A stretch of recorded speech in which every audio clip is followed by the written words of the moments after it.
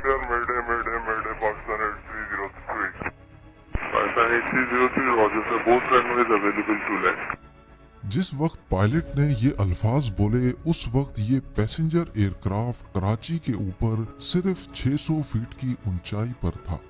पाकिस्तान के सबसे बड़े शहर कराची में कड़कती गर्मी की वजह से हर कोई अपने घरों में बंद था।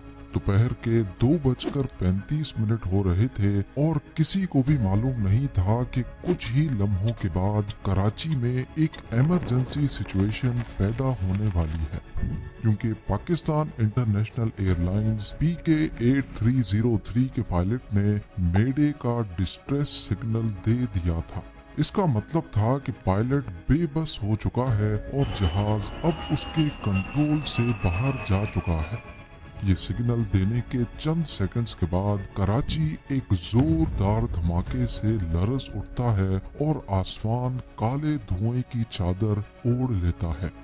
एयरबस A320 मॉडल कॉलोनी की घनी आबादी के ऊपर एयरपोर्ट से सिर्फ 430 मीटर पहले क्रैश कर जाता है। हैरानी की बात यह है कि इन्वेस्टिगेशन रिपोर्ट में बताया गया कि प्लेन में किसी किस्म का कोई फॉल्ट नहीं था। तो फिर आखिर ये हादसा हुआ तो हुआ कैसे? पायलट और ट्रैफिक कंट्रोलर के दरमियान क्या बातचीत चल रही थी? सिर्फ चंद मिनट पहले इसी एयरपोर्ट पर लैंडिंग की पहली कोशिश क्यों और कैसे नाकाम हुई और 3 साल तक चलने वाली इन्वेस्टिगेशन में कौन से राज खुले? नाजरीन, 22 मई 2020 वाले दिन फ्लाइट 8303 को लाहौर से 1 बजे टेक ऑफ करना था और उसकी मंजिल थी कराची इंटरनेशनल एयरपोर्ट। ये एक छोटी फ्लाइट थी जिसको तकरीबन 1 घंटे 45 मिनटों में अपनी मंजिल पे लैंड करना था। उस वक्त कोविड लॉकडाउन्स अपने उरूज पर थे, जिसकी वजह से बहुत कम फ्लाइट्स चल रही थी। लेकिन दूसरी तरफ रमजान का महीना चल रहा था और ईद की छुट्टियां करीब आने वाली थी। फ्लाइट्स कम थी और पैसेंजर्स ज्यादा, यानी फ्लाइट पूरी तरह से पैक्ड थी। इसमें टोटल 91 पैसेंजर्स और 8 क्रू मेंबर्स मौजूद थे। आज के दिन मौसम बिल्कुल परफेक्ट था, लाहौर में भी और कराची में भी। पायलट्स की बात की जाए तो फ्लाइट कैप्टन 58 इयर्स के सज्जाद गुल थे, जिनको पाकिस्तान इंटरनेशनल एयरलाइंस ज्वाइन किए 24 साल गुजर चुके थे और इनके पास 18,000 घंटों का एक्सपीरियंस था। जबकि फर्स्ट ऑफिसर 33 इयर्स के उस्मान आजम थे, जिनको PIA में 10 साल गुजर चुके थे। ये 16 साल पुराना एयरबस A320 एयरक्राफ्ट था, जिसमें 2 CFM56 टर्बो फैन इंजन्स लगे थे और इन दोनों इंजन्स का इस स्टोरी में बहुत अहम किरदार है। एयरक्राफ्ट बिल्कुल परफेक्ट कंडीशन में था, जिसको एयरबस की रिकमेंडेशंस के हिसाब से मेंटेन भी किया जा रहा था। लाहौर एयरपोर्ट पर तमाम तर तैयारियां पूरी करने के बाद सिर्फ 5 मिनट के डिले के साथ दोपहर 1:05 पे जहाज टेक ऑफ हो गया। कुछ देर बाद फ्लाइट 8303 34,000 फीट की बुलंदी पर पहुंच चुकी थी, जिसको क्रूजिंग एल्टीट्यूड कहते हैं, और अगले 45 मिनटों तक इसे इसी एल्टीट्यूड पे रहना था। क्रूजिंग एल्टीट्यूड पे पहुंचते ही केबिन क्रू ने दोनों पायलट्स को स्नैक्स ऑफर किए, लेकिन क्योंकि उन्होंने रोजा रखा हुआ था तो उन्होंने मना कर दिया। क्रूजिंग के दौरान पायलट ने जहाज को ऑटो पायलट पे रखकर इधर उधर की बातें शुरू कर दी। 1:24 पे जहाज नवाब शाह को क्रॉस कर रहा था और इसी वक्त उसको कराची कंट्रोल टावर के साथ कनेक्ट कर दिया गया। यानी पिछले कंट्रोल टावर का काम हुआ खत्म, अब आगे की जिम्मेदारी कराची टावर की थी। कराची कंट्रोल ने पायलट्स का वेलकम किया और उनको डायरेक्ट मकली पहुंचने का कहा। नॉर्मली इस रूट पर उड़ने वाले जहाज नवाबशाह पहुंचकर कराची टावर से कंफर्म करते हैं कि उनको किस रूट से कराची आना है।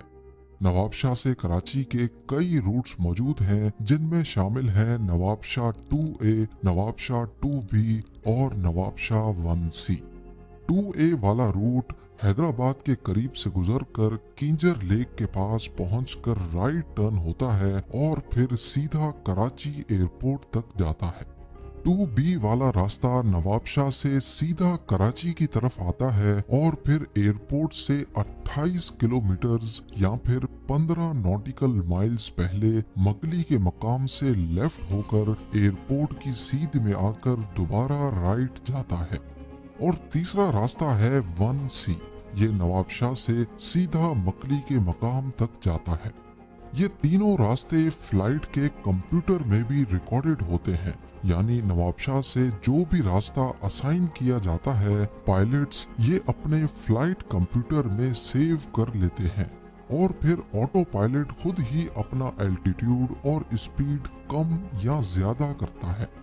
अब यहाँ नोट करने वाली बात यह है कि PIA फ्लाइट 8303 को पहले नवाबशाह 2A का रास्ता असाइन किया गया था, जो कि दिखने में ज्यादा बड़ा रास्ता है, लेकिन बाद में पायलट के जोर भरने पर उनको डायरेक्ट मकली पहुंचने की इजाजत दे दी।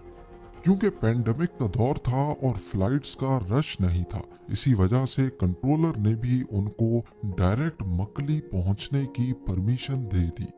लेकिन पायलट से गलती ये हुई कि उन्होंने इस शॉर्टकट को फ्लाइट मैनेजमेंट कंप्यूटर में सेव नहीं किया, यानी कंप्यूटर समझ रहा था कि नवाबशाह 2A का रास्ता सिलेक्टेड है, जबकि असल में वो 1C से आ रहे थे। नवाबशाह पे जहाज की ऊंचाई 34,000 फीट थी, 34,000 फीट्स, और मकली वे पॉइंट पर यानी कराची एयरपोर्ट से 28 किलोमीटर पहले जहाज को 7,000 फीट तक होना चाहिए था। अब जाहिर है जहाज फौरन तो 34,000 से 7,000 पे नहीं आ सकता, तो इसको नवाबशाह से मकली के दरमियान रास्ते में ही आहिस्ता आहिस्ता अपना एल्टीट्यूड कम करना होता है। अगर रास्ता लंबा होगा तो एल्टीट्यूड आहिस्ता आहिस्ता कम होगा, और अगर रास्ता शॉर्ट होगा तो एल्टीट्यूड तेजी से कम होगा। फ्लाइट कंप्यूटर में 2A वाला रास्ता सेलेक्टेड होने की वजह से वो एल्टीट्यूड 1000 फीट पर मिनट के हिसाब से कम कर रहा था, जबकि पायलट जहाज को 1C के रास्ते ले आ रहे थे, जिसमें ज्यादा तेजी से एल्टीट्यूड कम होना चाहिए था। इसकी वजह से हुआ ये कि मकली के मकाम पर जहां जहाज को 7,000 फीट पे होना था, वो असल में 10,000 फीट पर था। कराची कंट्रोलर ने जब रेडार पे PK 8303 की ऊंचाई ज्यादा पाई, तो पायलट को कहा गया कि आपकी ऊंचाई ज्यादा है, क्या आप आसानी से लैंड कर पाएंगे या फिर मकली पर ही एक गोल चक्कर लगाकर एल्टीट्यूड कम करेंगे। जिस पर कैप्टन ने बोला कि नहीं, हम कर लेंगे, और गोल चक्कर लगाने से मना कर दिया। अभी तक दोनों पायलट्स को इल्म नहीं था कि कंप्यूटर में सेव हुआ रास्ता अलग है और वो दूसरे रास्ते से आ रहे हैं। ये इंफॉर्मेशन उनके सामने जाहिर थी, लेकिन उस पर ध्यान नहीं दिया गया। मकली के बाद ऊंचाई कम करने के लिए जहाज की नोज डाउन की गई। अब ये तेजी से नीचे आ रहा था, करीब 2400 फीट पर मिनट की स्पीड से, यानी एक मिनट में 2400 फीट कम हो रहे थे, और नोज डाउन होने की वजह से जहाज की स्पीड भी बढ़ गई। कुछ सेकंड्स के बाद जहाज रनवे से 21 किलोमीटर दूर पहुंच चुका था। इसकी ऊंचाई जहां पहले 10,000 फीट थी, वो अब 6,000 रह गई। लेकिन इस पॉइंट पर रूल के मुताबिक एल्टीट्यूड को 3,000 फीट पे रखना होता है, यानी ये लोग डबल एल्टीट्यूड पर थे। इस दौरान कंट्रोलर ने कई बार कैप्टन से राब्ता करने की कोशिश की, लेकिन फ्लाइट डाटा रिकॉर्डर के मुताबिक पायलट ने गलती से रेडियो फ्रीक्वेंसी चेंज कर दी थी। जब कैप्टन से राब्ता नहीं हो पा रहा था, तो फिर इमरजेंसी फ्रीक्वेंसी के जरिए कैप्टन से राब्ता किया गया और उनको कहा गया कि आप 6,000 फीट पर हैं, जबकि यहाँ आपको 3,000 फीट पे होना चाहिए। उनको दोबारा से ऑर्बिट करने का कहा गया, जिससे जहाज की स्पीड और एल्टीट्यूड दोनों कम हो सकते थे। लेकिन इस बार भी कैप्टन ने ये कहते हुए मना कर दिया कि हम रनवे पर एस्टेब्लिश हो चुके हैं, हम कर लेंगे। इस मौके पर कैप्टन ने फर्स्ट ऑफिसर को कहा कि देखना, लैंड करने के बाद ये लोग हैरान रह जाएंगे। ये आवाज कॉकपिट वॉइस रिकॉर्डर में भी रिकॉर्ड हुई और कराची कंट्रोलर ने भी सुन लिया। कंट्रोलर ने दोबारा से उनको ऑर्बिट करने की हिदायत दी, जिस पर कैप्टन ने तीसरी बार भी मना कर दिया। इस पॉइंट पर कैप्टन को अपनी गलती का एहसास हुआ कि असल में फ्लाइट कंप्यूटर में 2A का रास्ता सेलेक्टेड था, जबकि वो 1C से आए थे। इस पर उनको ये कहते भी सुना गया, ओह ये क्या हो गया, रुके रुके, होल्ड खत्म करें। जिस पर फर्स्ट ऑफिसर ने अपना होल्ड खत्म करके कैप्टन को सारा होल्ड दे दिया। याद रहे कि यहाँ तक जहाज को फर्स्ट ऑफिसर फ्लाई कर रहे थे, जबकि कैप्टन की जिम्मेदारी हर चीज पर नजर रखना थी, और कैप्टन को इस बात का इल्म नहीं था कि फर्स्ट ऑफिसर ने लैंडिंग गियर नहीं खोला। PK-8303 बहुत तेजी से नीचे आ रही थी और एक मौके पर इसकी स्पीड 650 किलोमीटर फी घंटा से भी बढ़ गई, जिस पर वार्निंग अलार्म्स बजना शुरू हो गए। जैसे ही वो जमीन के करीब पहुंचे तो क्योंकि उनका लैंडिंग गियर नहीं खुला था, इस पर दूसरा अलार्म भी बजने लगा। इस पॉइंट पर फर्स्ट ऑफिसर डर गए और पायलट को कहा कि सर, क्या वाकई हमें एक ऑर्बिट ले लेना चाहिए जिससे स्पीड और ऊंचाई दोनों पर काबू पाया जा सकता है। लेकिन कैप्टन अपनी जिद पर अड़े हुए थे। जब वो रनवे के करीब पहुंचे तब तक जहाज में मल्टीपल अलार्म्स बज रहे थे, जिसमें एक लैंडिंग गियर का भी था। इसी कंफ्यूजन में बिना लैंडिंग गियर खुले ही जहाज को रनवे पर उतार दिया गया। 16 सेकंड्स में 4 बार जहाज रनवे से टच हुआ, जिसकी वजह से केबिन में काफी झटके आए और जहाज के दोनों इंजन्स रनवे पर रगड़ते गए और उनमें से ऑयल लीक करने लगा। कैप्टन, जो पहले ही अलार्म्स की वजह से कंफ्यूज हो चुके थे, इस पॉइंट पर आकर उनको एहसास हुआ कि उनसे क्या गलती हो गई है। लेकिन तभी फर्स्ट ऑफिसर चिल्लाकर बोले, sir take off, sir take off. घबराहट में कैप्टन ने फर्स्ट ऑफिसर की बात मान ली और लिवर नीचे करके जहाज को दोबारा ऊपर उठा लिया। एक्सपर्ट्स का मानना है कि इस मौके पर जहाज को रनवे पर ही अपने हाल पे छोड़ देना चाहिए था। ज्यादा से ज्यादा इंजन में आग लग जाती, लेकिन कम से कम वो एयरपोर्ट इमरजेंसी सर्विस के करीब तो होते। चांस था कि उस आग पर भी काबू पाया जा सकता था, लेकिन कैप्टन ने ऐसा नहीं किया। दोबारा टेक ऑफ करने पर उनको एहसास हुआ कि एक इंजन रगड़ खाने की वजह से फेल हो चुका है और अब जहाज सिर्फ एक ही इंजन पर उड़ रहा था और उसकी हालत भी कुछ ठीक नहीं थी, क्योंकि ऑयल दोनों इंजन्स में से लीक हुआ था। अब वो 3000 फीट की ऊंचाई पर पहुंचकर गो अराउंड करके दोबारा रनवे की तरफ बढ़ रहे थे, जिस पर कंट्रोल टावर ने उनको कहा कि तमाम रनवेज खाली हैं, आप किसी पर भी लैंड कर सकते हैं। इसी दौरान आखिरी इंजन में भी वाइब्रेशन शुरू हो गई और थोड़ी ही देर बाद वो भी बंद हो गया। अब जहाज बिना इंजन के रनवे की तरफ गोल चक्कर लगाकर बढ़ रहा था और उसका एल्टीट्यूड तेजी से कम हो रहा था। इस बार कैप्टन ने लैंडिंग गियर काफी पहले ही खोल दिए थे, जिसकी वजह से ड्रैग पैदा हो रहा था और स्पीड कम हो रही थी। वो स्पीड जिसकी इस वक्त उनको सबसे ज्यादा जरूरत थी।